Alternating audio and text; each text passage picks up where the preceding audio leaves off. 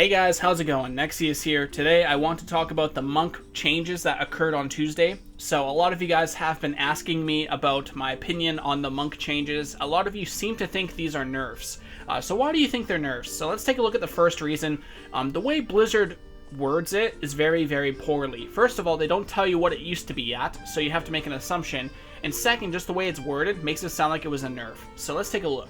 So Strike of the Windlord now deals 60% damage in PvP, and Fist of Fury now deals 85% damage in PvP. So anyone not experienced with how they have been balancing lately would know or assume that basically it was at 100% and now it's at 85 and 60. That's not what happened at all. Before this change here, Fist of Fury, for example, was at 70 or 68% apparently, around that. Now it went from 68% to 85% or 87% or something.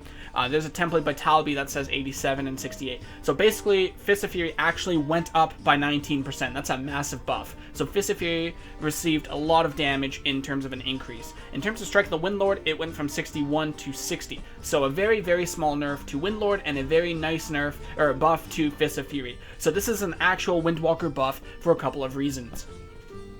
First of all, Strike of the Windlord only received a 1% nerf. That's not even really a nerf. Even if it was reduced by 10% and not 1%, it would still be a buff, because Fist of Fury gaining at least a 19% increase is a huge reason for a couple of reasons, which I will explain really quickly for you guys.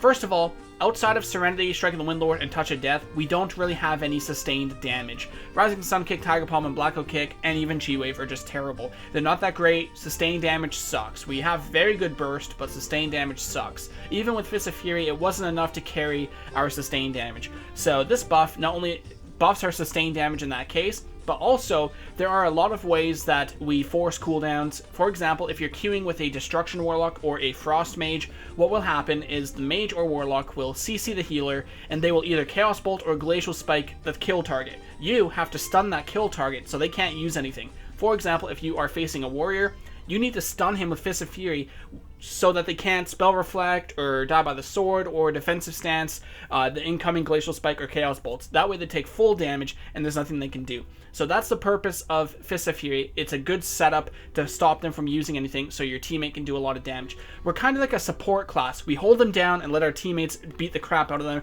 but while we are holding them down, we're doing a lot of damage with Fist of Fury. So having Fist of Fury with this damage buff not only buffs us in those setups, but it also buffs sustained damage and also buffs burst damage, because it will affect Fist of Fury as well during Serenity, and of course Touch Death as well. So this is actually a massive buff to Windwalkers. It's not a nerf, so I'll leave it at that. Thanks guys for watching. If I clarified everything for you, I hope it helped out.